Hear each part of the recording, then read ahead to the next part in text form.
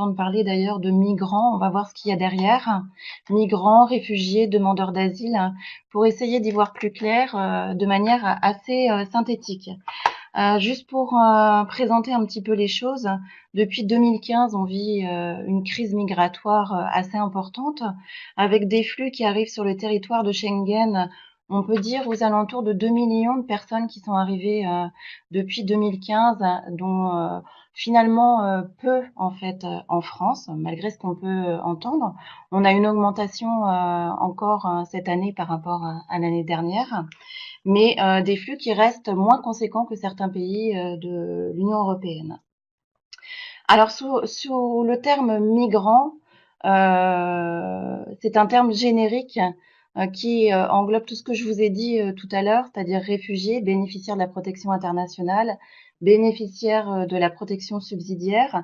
Et en fait, toute personne migrante, c'est toute personne qui arrive sur un territoire sur lequel il n'est pas né. En fait, et il va pouvoir y résider de façon temporaire ou de manière plus longuement ou de manière statutaire, hein, puisqu'il peut être réfugié.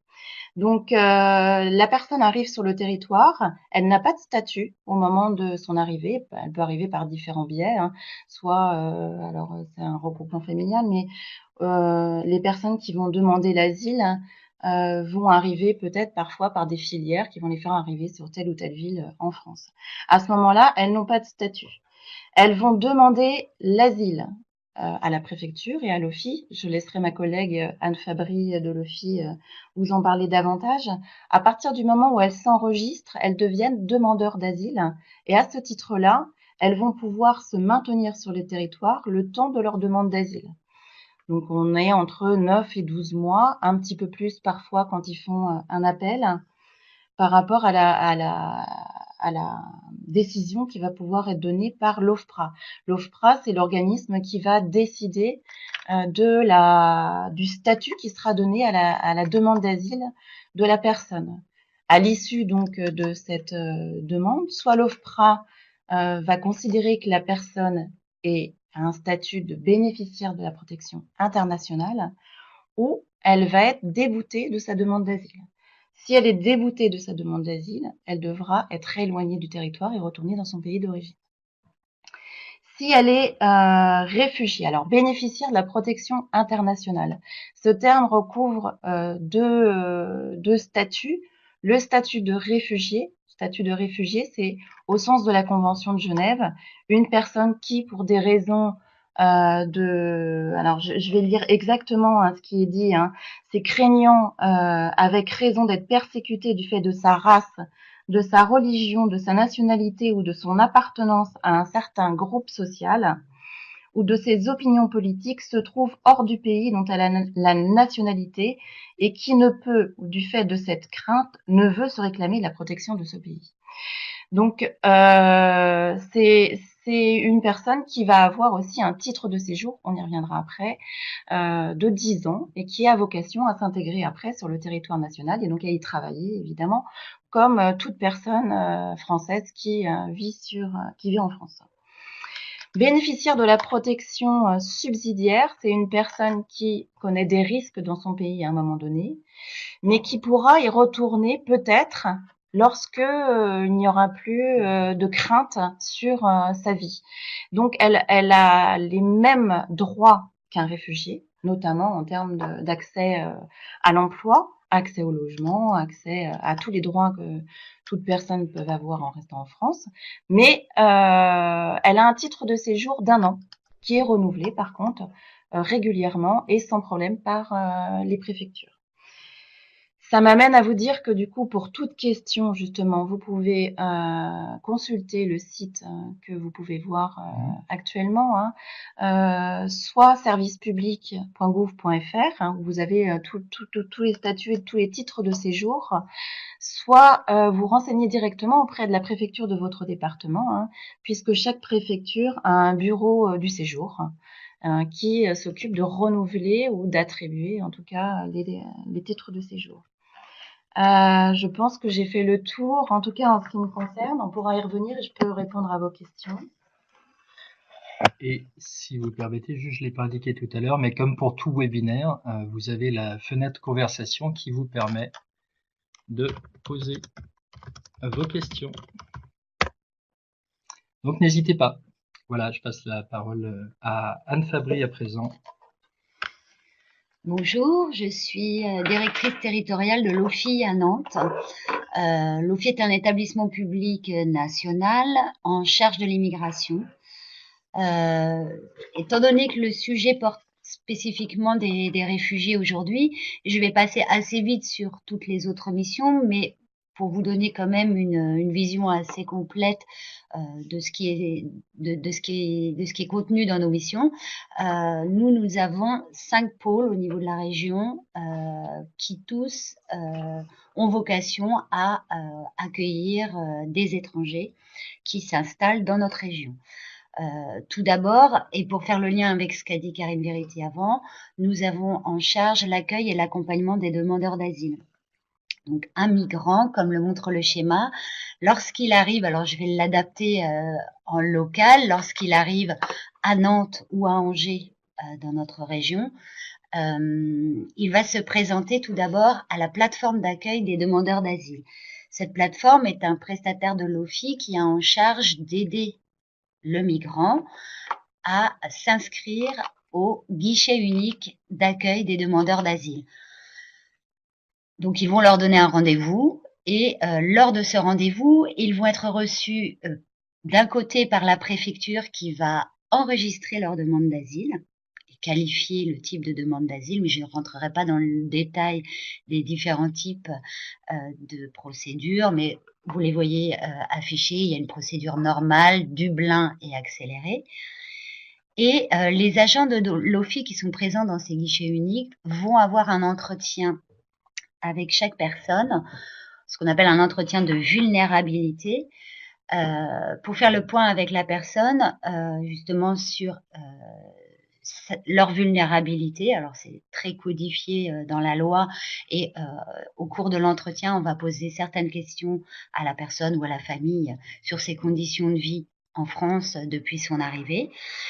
Et on va mettre en place ce qu'on appelle les conditions matérielles d'accueil du demandeur d'asile, à savoir la recherche d'un hébergement et le versement de l'allocation pour demandeurs d'asile. Du fait de la tension sur l'hébergement actuellement, une partie des demandeurs d'asile va recevoir une allocation majorée en attente d'avoir un hébergement dédié aux demandeurs d'asile. Nous allons accompagner ces demandeurs jusqu'à la fin de procédure. Ils vont bénéficier des services de la PADA, toujours, qui va s'occuper avec eux de la mise en place de leurs droits, les aider à faire leur dossier de demande auprès de l'OFPRA. Éventuellement, ensuite, ils auront recours à la CNDA. Au bout de ce parcours, comme le précisait Karine Vérité, soit ils vont être, l'OFPRA va leur accorder le statut de réfugié, soit l'OFPRA ne va pas leur accorder le statut de réfugié. En l'occurrence, à ce niveau, on va s'intéresser plus particulièrement aux personnes qui obtiennent le statut pour basculer sur une deuxième mission qu'à l'OFI, mission d'intégration des populations qui s'installent en France et plus particulièrement là, en ce qui me concerne, dans les Pays de la Loire. Nous avons une mission d'intégration qui est plus large, enfin qui s'adresse plus largement à tout primo-arrivant qui s'installe dans la région et qui est autorisé à s'installer, c'est-à-dire qu'il bénéficie d'un titre de séjour. Voilà, donc vous pouvez voir en même temps, je pense, la description des missions de l'OFI. En ce qui concerne l'accueil et l'intégration, je reviendrai après plus dans le détail puisque c'est le cœur du sujet. Mais vous avez pu voir également que nous avions des missions sur l'immigration, la gestion de certaines procédures, notamment le regroupement familial et l'introduction de travailleurs étrangers. Et puis, nous avons également un pôle médical qui est chargé d'émettre des avis médicaux pour les personnes qui demandent un titre de séjour au titre de leur maladie. Et nous avons un service de médecins qui, à partir d'une base de données internationale sur la santé dans les pays d'origine, émettent un avis sur la possibilité de la personne de se soigner dans son pays ou pas. Et le préfet attribue ou pas, en fonction de cet avis, un titre de séjour en France. Désolé Anne de vous interrompre, j'ai vu des petites réactions. D'abord une petite question de Nathalie qui demandait s'il était possible de recevoir la présentation. Pourquoi pas? Bien sûr, il n'y a pas de souci, on vous la diffuse à l'issue du webinaire. Par contre, une autre remarque sur le fait de ne pas voir l'émission, je n'ai aucun document affiché. Alors, écoutez, pour le coup, de toute façon, l'ensemble des documents vous sont remis à l'issue du webinaire, donc vous pourrez réaccéder au visuel pour ceux qui n'auraient pas pu avoir accès aux documents présentés. Mais apparemment, vous êtes plusieurs à ne pas avoir pu voir ce PDF, donc en l'occurrence, il sera disponible après coup, on vous le communiquera. Donc, désolé de l'interruption, donc vous êtes plusieurs à avoir ce problème technique. J'en profite pour vous dire que le webinaire, comme les autres webinaires, sera accessible en ligne a posteriori et aura les ressources donc utilisées actuellement que vous pourrez télécharger. Je vous repasse la parole. Oui, alors j'étais sur la présentation des missions générales de l'OFII. Donc, avant d'aller plus dans le détail sur les missions intégration, vous direz également que nous sommes en charge de l'aide au retour volontaire et à la réinsertion dans les pays d'origine. Effectivement, un étranger qui est débouté de sa demande et qui souhaite, puisque c'est volontaire, retourner dans son pays, nous pouvons l'accompagner par la prise en charge de son voyage et également dans les pays où alors pas dans tous les pays du monde, mais dans une partie importante, nous pouvons proposer de la réinsertion. Voilà, alors je vais rentrer plus dans le vif du sujet de l'intégration et présenter le contrat d'intégration républicaine. Donc, au niveau de l'OFII à Nantes, nous recevons toutes les personnes de la région qui s'installent et nous les convoquons pour une demi-journée pour signer un contrat d'intégration républicaine. Donc, elles viennent dans nos locaux par groupe de 15 personnes à peu près. Et à cette occasion, ils vont avoir un test linguistique écrit, puis un entretien avec nos auditeurs intégration.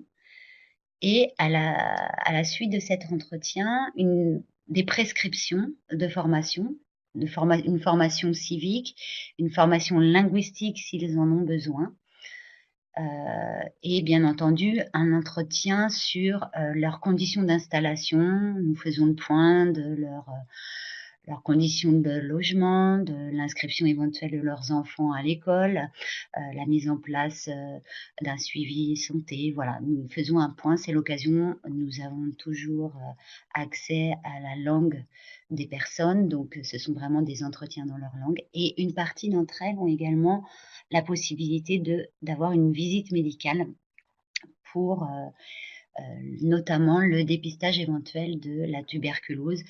Et c'est aussi l'occasion pour eux de faire un point sur le suivi de leur santé. La grosse évolution de cette année, à partir du 1er mars, on y est presque, c'est la mise en place du CIR rénové avec, suite au rapport de Monsieur Taché, le renforcement, la volonté de renforcer l'appui spécifique au moment de l'arrivée en ce qui concerne nos filles, mais on verra par la suite qu'il y a aussi un renforcement des parcours, notamment pour le public réfugié, d'accès à l'emploi. En l'occurrence, les gros changements sur cette année, c'est la possibilité d'avoir un parcours de formation linguistique renforcé, notamment pour les publics qu'on appelle non lecteurs, non scripteurs, c'est-à-dire qui n'ont pas été scolarisés dans leur pays d'origine. Ils peuvent bénéficier de 600 heures de formation qui doivent leur permettre normalement d'atteindre le niveau A1, premier niveau linguistique, et après ils auront accès à un niveau A2 puis B1. C'est-à-dire qu'ils peuvent effectuer un parcours linguistique complet qui doit leur permettre à l'issue de pouvoir avoir les clés pour une insertion professionnelle. L'autre évolution de ce contrat, c'est le doublement des journées de formation civique avec un contenu un peu rénové qui doit leur permettre de comprendre un peu mieux le fonctionnement de la France. Et puis, un entretien de bilan à l'issue de toutes ces formations avec le migrant pour faire le point avec lui d'où il en est dans son installation et des éventuels blocages qui pourraient encore persister. Voilà, je vais passer le relais du coup sur ce qui se passe après, à savoir le relais vers l'insertion professionnelle, c'est-à-dire qu'à l'issue de l'entretien avec l'auditeur, on va orienter ces personnes vers différents dispositifs d'accès à l'emploi en fonction du point qu'on a fait avec eux sur le métier qu'elles ont exercé dans leur pays, leur niveau linguistique en France, leurs souhaits et leurs contraintes. Merci Anne. Peut-être un petit temps si vous avez des questions sur ce qui a pu être dit jusqu'à présent. Eh bien, apparemment, il y a au moins des réactions.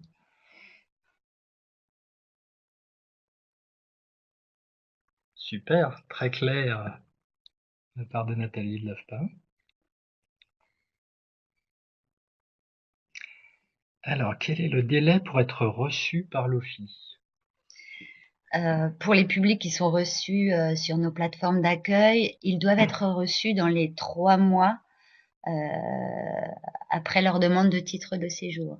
Ça signifie qu'en fait, quand ils vont déposer en préfecture leur demande de titre de séjour, qui varient, hein, puisque soit ils sont réfugiés et ils vont aller faire cette démarche à l'issue de la décision de l'OFPRA, soit ils sont conjoints de Français et ils s'installent en France suite à leur mariage et auquel cas ils vont faire une démarche à leur arrivée. Voilà, les types de sources en fait d'informations de l'OFII varient. Elles nous proviennent principalement de la préfecture qui va nous demander de convoquer la personne puisqu'elle a démarré son parcours en France. Et normalement, on a 3 mois pour les convoquer. Alors c'est vrai qu'à une époque, on avait un délai un peu plus important. Aujourd'hui, on est quasiment dans les temps et on nous demande de recevoir plus vite le public réfugié. Et c'est vrai que sur la Loire-Atlantique notamment, on arrive parfois à les convoquer dans le mois. Très bien, merci Anne. Une autre question qui vient d'arriver. Quelle aide au financement possible pour la passation d'IDF?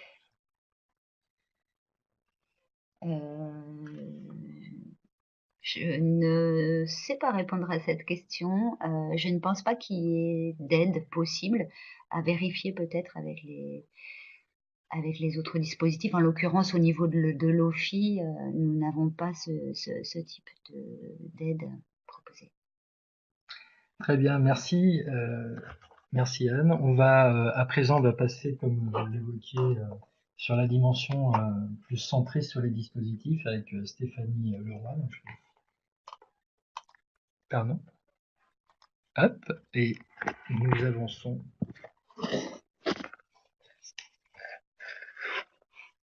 Stéphanie, que vous souhaitez parler pour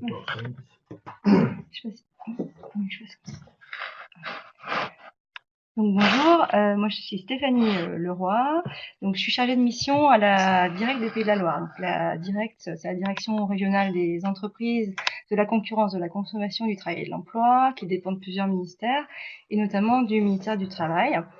Donc là, on va bien parler des dispositifs, des mesures en ce qui me concerne d'insertion professionnelle. Donc on a fait un choix en fait dans ces mesures.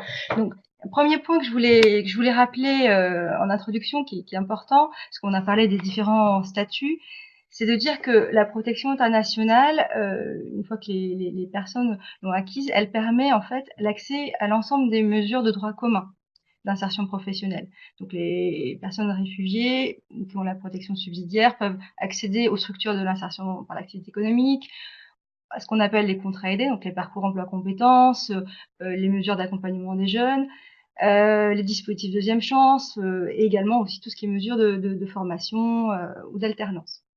Donc voilà pour ce qui est de cet accès au droit commun. Après, il existe également des mesures spécifiques. Donc dans les mesures spécifiques que je cite plus bas et qu'on va détailler, on n'est pas forcément uniquement sur le public réfugié ou bénéficiaire de protection subsidiaire, mais On n'a plus de son, et l'image est figée.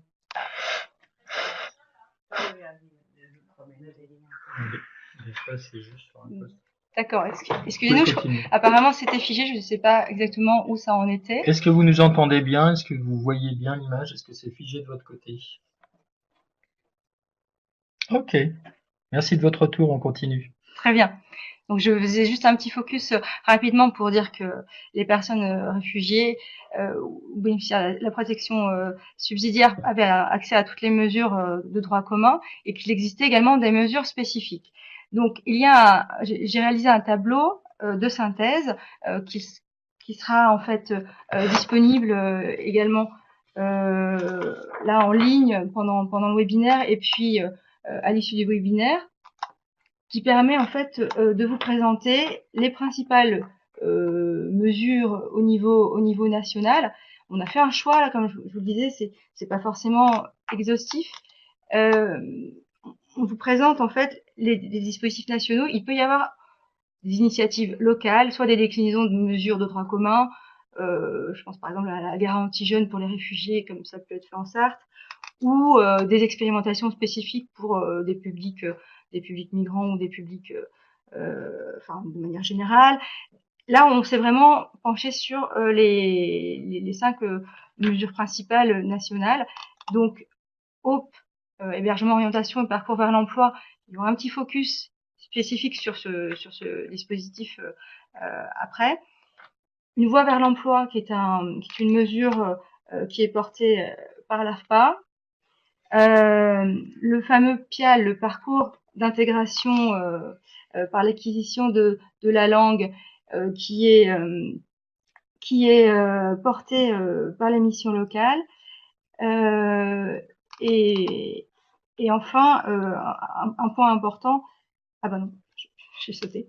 Donc un appel à projet insertion professionnelle des réfugiés.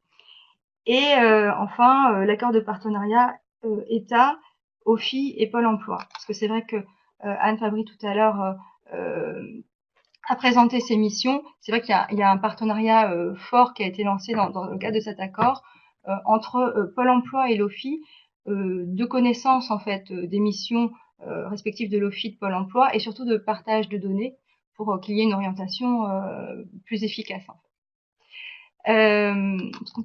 Bien sûr.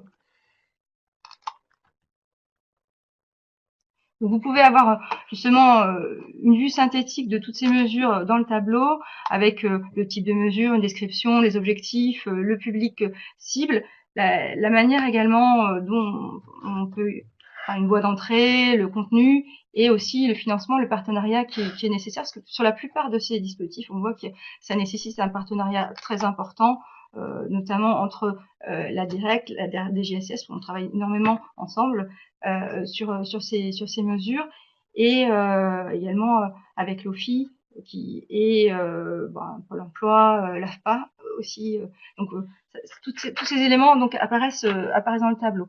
On a voulu vraiment vous faire aussi un petit lien en fait avec le plan d'investissement dans les compétences. Le plan d'investissement dans les compétences, juste pour vous rappeler brièvement, donc c'est un grand plan lancé par l'État pour former 1 million de demandeurs d'emploi et 1 million de jeunes peu ou pas qualifiés sur les 5 ans. Et il a un volet en fait qui concerne l'intégration professionnelle en fait des primo-arrivants et des réfugiés. Et dans ce volet, en fait, on peut faire rentrer le PIAL, l'expérimentation HOPE et l'appel à projet insertion professionnelle des réfugiés. Même si ce n'est pas uniquement financé par le plan d'investissement de compétences, il peut y avoir d'autres sources de financement. Voilà. Donc, on a choisi aujourd'hui de vous faire un focus particulier sur HOPE, puisqu'en fait, c'est vraiment un dispositif très important et surtout qui fonctionne très bien, déjà qui fonctionne très bien au niveau national et particulièrement dans notre région. Donc, pour vous rappeler un petit peu le contexte national de Hope, donc Hope, c'est basé sur donc c'est une expérimentation qui est basée sur un cadre national qui a été lancé en 2017 et qui avait pour objectif de mettre en place en fait un parcours intégré vers l'emploi pour 1000 étrangers bénéficiaires d'une protection internationale. Donc l'objectif c'était vraiment d'avoir un parcours complètement intégré, donc faciliter donc l'insertion professionnelle et aussi sortir des dispositifs d'hébergement, aller vers un logement autonome. Il y a vraiment cette double dimension, orientation professionnelle et logement, c'est ce qui explique aussi qu'on travaille en commun là-dessus avec la DRDGSCS. Donc ça associe l'hébergement et la restauration en centre AFPA, un accompagnement social, une découverte des métiers, également dans les plateaux de l'AFPA, et la formation professionnelle. Donc HOPE, ça signifie hébergement, orientation et parcours vers l'emploi. Tout à fait. Donc en fait, c'est basé sur deux phases en fait. Une première phase, comme je vous le disais, à l'AFPA, sur 400 heures, dans le cadre d'une préparation opérationnelle à l'emploi collectif, une PEC, et puis avec donc cours de langue, orientation vers une formation certifiante, hébergement et restauration, comme je vous l'ai indiqué. Il y a une deuxième phase de formation pour accéder à une certification qui est de 450 heures et qui est à travers en fait soit un contrat de professionnalisation, soit un contrat de développement professionnel intérimaire. Donc c'est quand même un parcours assez long, un parcours de 8 mois et qui permet en fait à l'issue, qui a vocation en fait à permettre aux bénéficiaires d'être recrutés sur des métiers en tension et d'occuper en fait un logement pérenne. C'est vraiment l'idée en fait de cette mesure.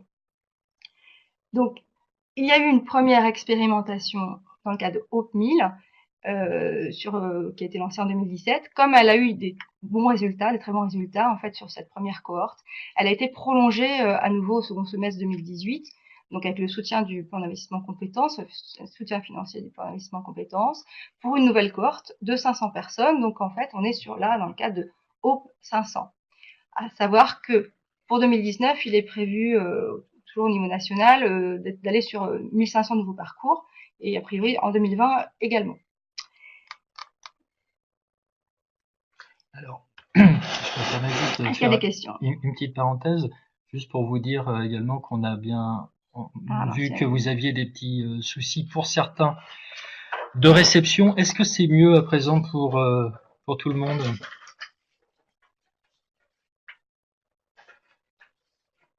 Ou est-ce que c'est toujours haché?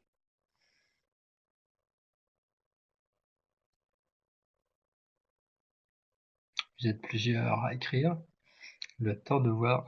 Ah, tout va bien ici pour la mission locale Vendée-Atlantique. Oui, mais pas de visualisation des docs, on l'a évoqué tout à l'heure. Nous n'avons pas pu entendre l'intervention, pas de problème. Donc c'est assez contrasté en fait. Hein, donc je ne peux que réitérer le fait de vous dire qu'on met à disposition et l'enregistrement de ce webinaire et l'ensemble des ressources qui vous sont présentées à l'issue. Voilà, et bon, globalement, c'est assez partagé. Par contre, une question au milieu. Oui, Hop, est un dispositif mis en œuvre par la FPA. On va y répondre, par la suite. Très bien. Deux diapos. Voilà. Donc, là, on vient de vous faire, j'espère que là, ma présentation sera un peu plus audible. Donc, on vient de vous faire un rappel, en fait, du contexte national. Et là, je vais vous présenter vraiment la déclinaison spécifique dans les Pays de la Loire, puisque pour répondre à la question là sur Saint-Nazaire. Donc, dans le cadre de Hope 1000, donc, qui a été mis en place en 2017-2018, sur les Pays de la Loire, nous avions un objectif régional donc de 115 réfugiés à faire entrer en fait dans les sessions. Donc il a été atteint à hauteur de 90%.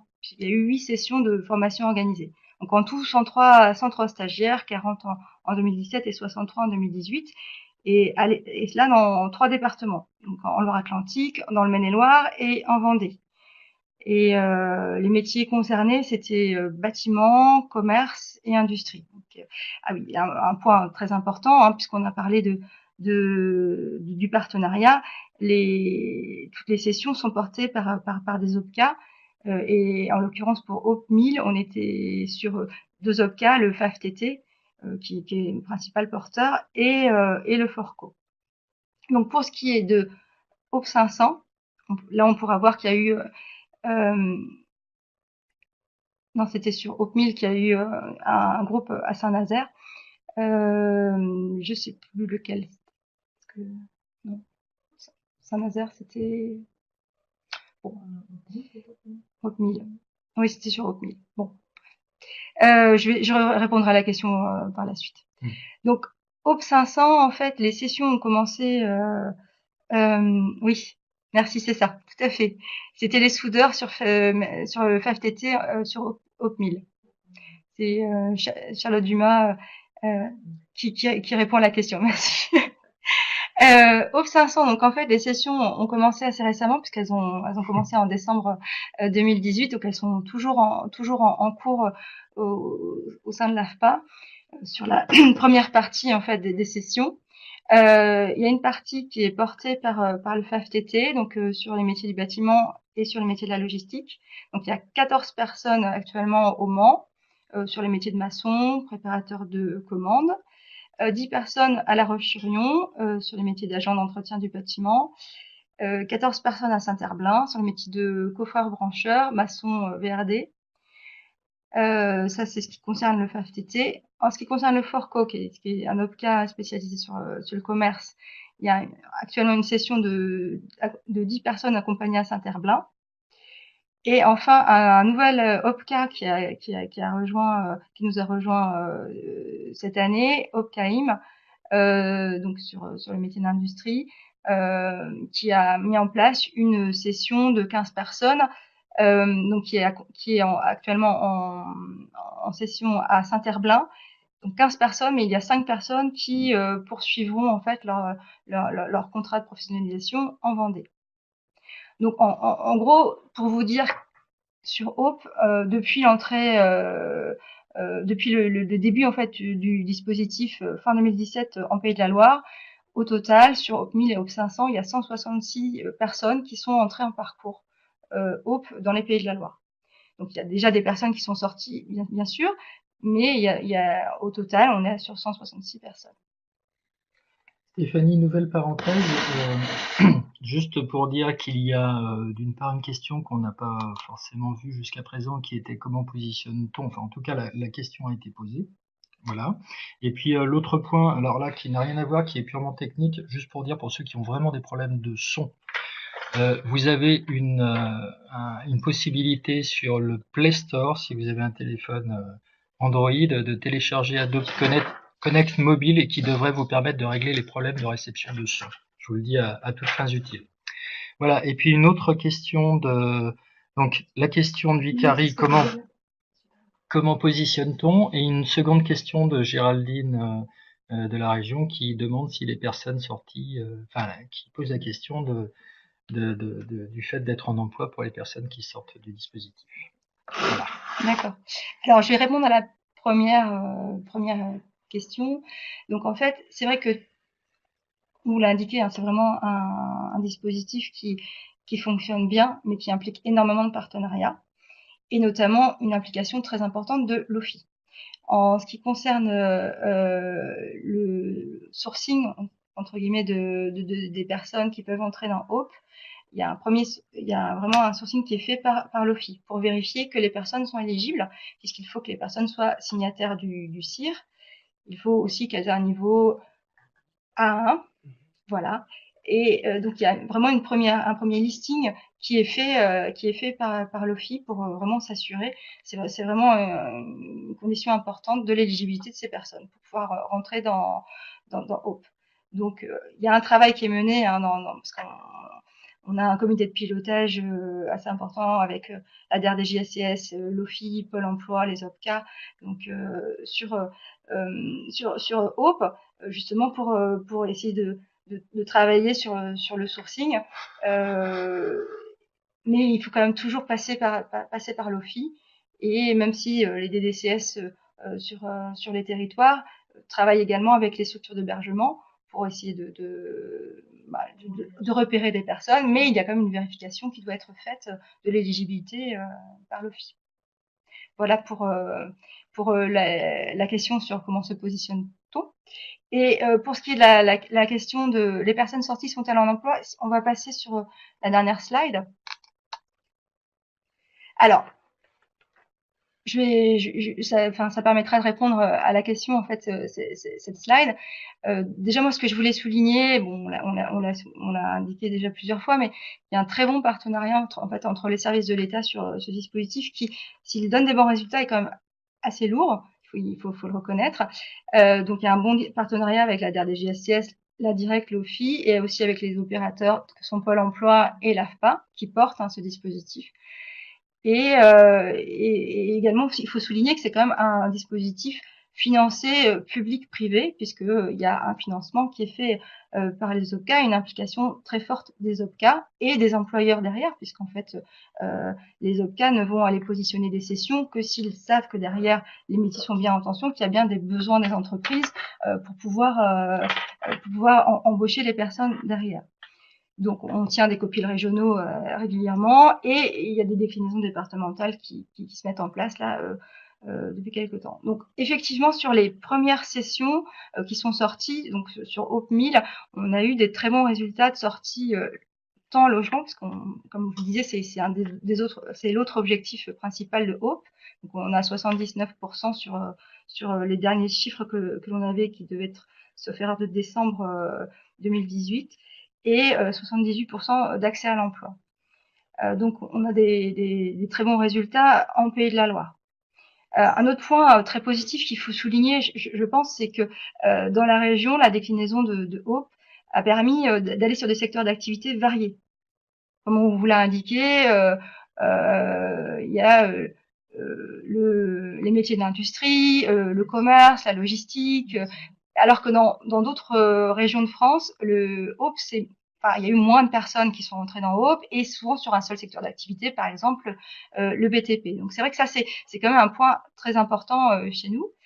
À noter également qu'il y a une attente forte au niveau des territoires, et notamment des entreprises, puisque ça a été souligné au niveau de l'État, ce dispositif-là est gagnant-gagnant, puisque ça permet à la fois de former et d'aller vers l'intégration pour les personnes réfugiées, mais ça permet aussi de mettre en place un nouveau vivier de personnes formées pour les entreprises qui, en France c'est le cas, mais tout spécifiquement dans notre région, ont des difficultés de recrutement. Donc, il y a une attente forte des entreprises et souvent des souhaits, on a ressenti des territoires pour qu'on mette en place des nouvelles cohortes. Donc, voilà. Donc, ça, c'est aussi assez positif. Petite remarque de Géraldine en réponse qui indique que c'est encourageant et qui vous remercie. Voilà. Très bien. Est-ce qu'il y a d'autres questions qui se posent par rapport plus globalement au dispositif et sinon plus spécifiquement sur Hope?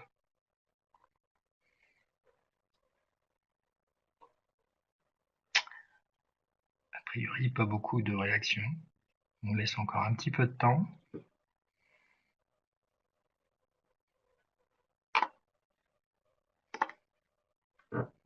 Ah, il fallait attendre. Apparemment. Une contribution de Vicari. Quelle structure? Est-ce que vous souhaitez, est-ce que vous pouvez présenter, je la main, Vicari? Il y en aura ultérieurement très certainement des questions. Des questions. C'est dommage de ne pas savoir de quelle structure, en fait. Est-ce que vous pouvez provient l'indiquer, s'il vous la plaît? question, enfin, ou la promesse de question.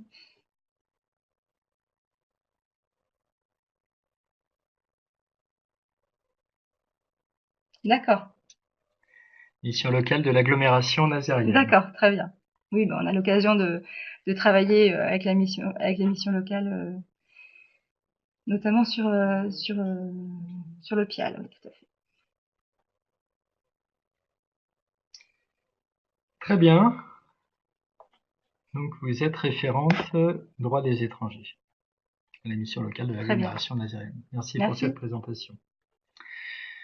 Merci Stéphanie pour cette partie de présentation. Ah, un complément de Vicari.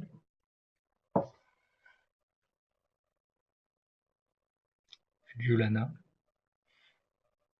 Non. Il est midi moins le quart. Ok, merci, rien de plus.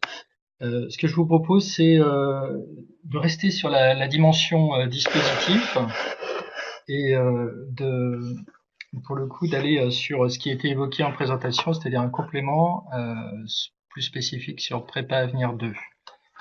Alors, pour le coup, je ne l'ai pas présenté tout à l'heure, mais Géraldine qui est intervenue, Géraldine de la région, Géraldine Mège,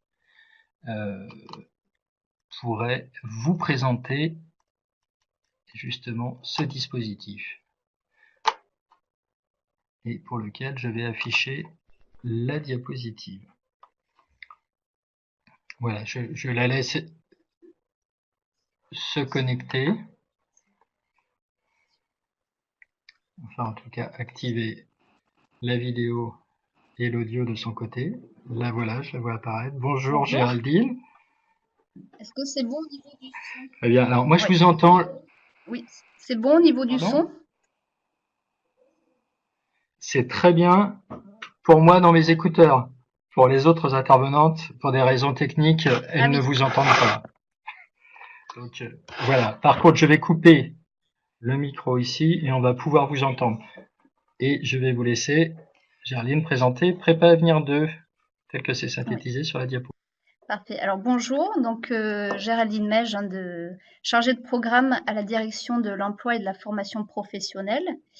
Voilà, donc j'étais très attentive à ce qui a été présenté jusqu'ici. Il faut savoir que le dispositif régional que je vais vous expliquer arrive vraiment en complément de ce qui peut se mettre en place, notamment ce qu'a présenté Stéphanie Leroy. Voilà, donc le dispositif Prépa Avenir 2, en fait, il a été créé suite au plan de bataille en fait qui a été voté par la région le 22 mars dernier, dont la priorité est de vraiment augmenter le nombre d'entrées en formation à destination des demandeurs d'emploi les moins qualifiés. Donc sur le territoire, voilà, Stéphanie Leroy parlait des entreprises. Effectivement, nous aussi, on est très sollicités par les entreprises qui ont des difficultés à recruter. Et donc, du coup, voilà, la région se dit il faut mettre en face des personnes formées pour pouvoir intégrer ces entreprises qui ont vraiment besoin de main-d'œuvre et voilà, que ça puisse fonctionner et faire fonctionner l'économie de notre région. Donc, Prépa Avenir, voilà, pour l'expliquer un petit peu plus. Donc, la finalité, c'est de pouvoir former des personnes, soit d'accéder à une formation qualifiante, donc vers des dispositifs comme on a déjà actuellement Visa Métier, qui permettent d'avoir une certification ou un diplôme qualifiant, ou d'accéder à un contrat de professionnalisation ou d'accéder à un emploi. Donc les objectifs, voilà, ça sera pendant le temps de formation de pouvoir construire et valider son projet professionnel et d'acquérir en parallèle effectivement des compétences linguistiques, pardon, excusez-moi. Voilà, et de définir un plan d'action pour pouvoir mettre en œuvre voilà, le projet et les compétences. Donc le public, ce sont des demandeurs d'emploi donc non francophones qui ne maîtrisent pas la langue française et qui n'ont pas encore validé de projet professionnel en France. Donc là, le public il est plus large, j'allais dire, que peut-être ce qui a été présenté au niveau de HOP, où on parle vraiment des réfugiés. Là, le public se veut assez large. C'est pour ça, tout à l'heure, je parlais de complémentarité avec les dispositifs qui sont déjà mis en place. Donc les prérequis, ben, tout à l'heure on parlait de niveau, un DELF A1 à l'oral. Alors avoir levé les freins, bon, ça c'est effectivement c'est toujours la problématique avant de rentrer en formation. Et l'importance aussi c'est d'avoir le titre de séjour valable durant toute la durée de la formation. Alors comment ça se définit? Donc ça dure sur 6 mois un maxi. Donc il y a une grosse partie, j'allais dire, en centre qui dure à peu près 16 semaines, où il va y avoir effectivement un gros travail là aussi sur les compétences orales et écrites en langue française. Une connaissance du fonctionnement de la société française, hein, puisqu'on en a parlé tout à l'heure, effectivement, j'ai bien noté la partie civisme, hein, c'est des personnes voilà, qui ne connaissent pas forcément les règles de notre société, le droit du travail, etc. Donc, c'est des éléments qui sont importants et incontournables à pouvoir leur inculquer. Et on a toute la partie aussi découverte de plusieurs secteurs professionnels. C'est ce qu'on fait déjà dans notre dispositif prépa à venir. L'idée, c'est vraiment de pouvoir travailler sur le projet, donc du coup découvrir en amont différents métiers hein, qui pourraient être exercés et qui pourraient intéresser la personne. Donc ce travail se fait voilà, de manière individuelle. On travaille aussi sur les compétences clés et donc le projet professionnel, hein, c'est vraiment la base, on travaille vraiment sur son projet tout au long du parcours. Et il y a toute une partie aussi en alternance, hein, comme vous voyez, de à peu près 6 semaines, qui permettent à la fois d'aller en plateau technique. Donc les plateaux techniques, hein, ce sont des plateaux pour être mis en situation réelle. C'est pour ça qu'il y a un partenariat avec des organismes de formation qualifiante pour pouvoir travailler par exemple sur des plateaux soudure, pour connaître voilà, s'adapter aux gestes professionnels, apprendre aussi les savoir-faire, les savoir-être déjà sur les plateaux techniques, avant d'aller en stage en entreprise ou en CFA pour les plus jeunes, hein, pour faire de l'apprentissage, hein, pourquoi pas. Voilà, donc tout ce temps de formation, c'est vraiment, j'insiste hein, sur la partie individualisation. Chaque stagiaire est pris du début à la fin et a un parcours adapté à ses besoins et à son niveau de compétences et un accompagnement renforcé puisque c'est un public qui a besoin d'être encadré, des fois peut-être moins pour certaines personnes, hein, mais en tout cas l'accompagnement est prévu sur ce dispositif pendant toute la formation et pendant les 3 mois qui suivent. Donc on travaille forcément voilà, c'est de manière incontournable avec nos valideurs déjà actuels, hein, c'est-à-dire Pôle emploi, Mission locale, Cap emploi et le conseil départemental, puisque pour que ce dispositif fonctionne, il faut qu'il y ait une participation active de tous nos valideurs aussi. Et pour terminer, je vois des questions, hein, je vais y répondre après. Voilà, où est-ce que ça va avoir lieu? Donc c'est dans les 5 départements de la région, puisqu'il y a un lot en fait un lot par département. Et sur chacun des lots, il y a au moins, on a demandé dans notre cahier des charges qu'il y ait au moins 3 sites, 3 villes où les actions pourront se dérouler. Alors, du coup, je vois les questions en même temps. Par avoir levé les freins. Donc, je peux répondre à la première question. Donc, lever les freins, c'est toujours dans notre cahier des charges, en fait, pour nous, pour qu'une personne puisse entrer en formation et la suivre de manière continue et sans arrêter au milieu, en fait, lever les freins, c'est tout ce qui concerne le logement, les frais de garde s'il y a des enfants, et avoir un état de santé stabilisé, voilà, le mieux qu'on peut pour pouvoir suivre voilà, de manière plénière, j'allais dire, cette formation. C'est pour ça qu'il y a un partenariat, je parlais des valideurs, mais il y a un partenariat en amont à faire pour que au maximum au départ, ces freins-là soient levés, même si après il peut y avoir des choses qui se déclenchent lors de la formation. Justement, l'accompagnement fera qu'on pourra accompagner cette personne et l'aider si elle a des difficultés en cours de formation. Je prends la deuxième question. Prépa venir 2 plus 6 semaines. Plus de 6 semaines. Alors, je suis pas sûre d'avoir compris la question. Donc, c'est 6 mois maxi en tout. En fait, les 6 semaines, c'est 6 semaines en entreprise et 16 semaines en centre. Ça, c'est la durée maximum, hein. Donc après, comme on est dans l'individualisation, on s'adapte vraiment à chaque besoin de stagiaire. J'espère avoir répondu à cette question. Alors, je vois la question de la mission locale déjà en place. Alors, donc du coup, voilà, c'est Prépa Avenir 2, on vient de finir voilà, on a lu donc c'était un appel d'offres, hein, qui a été lancé. La CAO a eu lieu assez dernièrement, donc les résultats vont être officialisés très prochainement. Et donc ces actions vont être mises en place sur le territoire courant avril. Voilà, donc il y aura des réunions de lancement courant avril sur chacun des départements.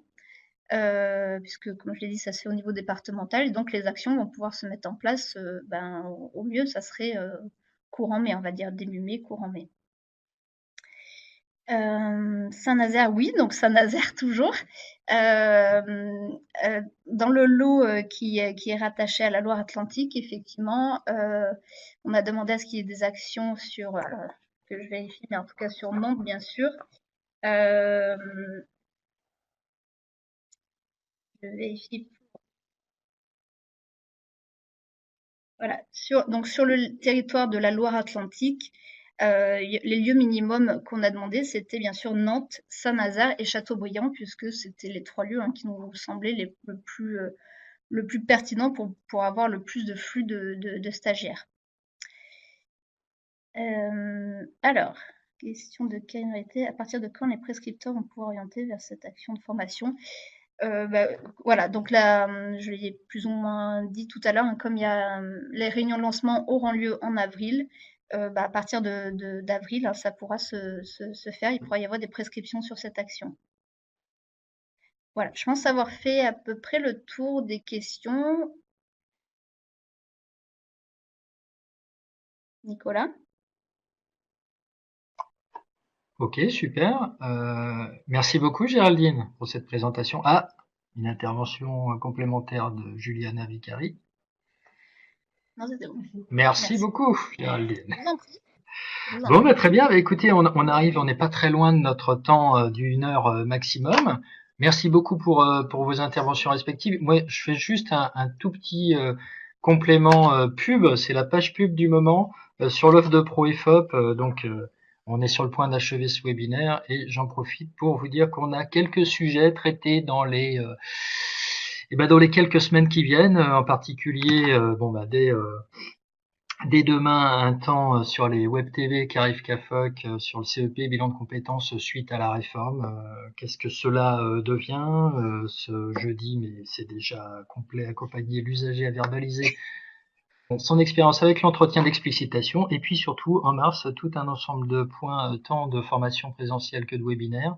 Donc un point mardi prochain sur les compétences transversales. Le nouveau système de l'apprentissage détaillé par une web TV qu'arrive CAFOC.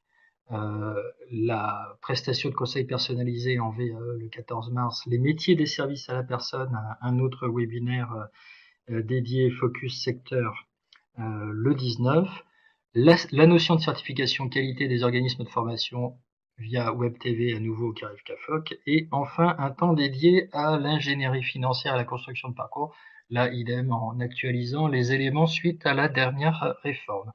Bon, je détaille pas plus, hein, le programme est disponible sur notre site. N'hésitez pas à vous y référer, à le diffuser et à vous inscrire. Voilà.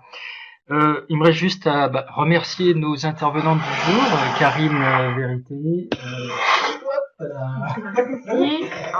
Stéphanie Leroy, et puis également Anne Fabry, ainsi que Géraldine Neige.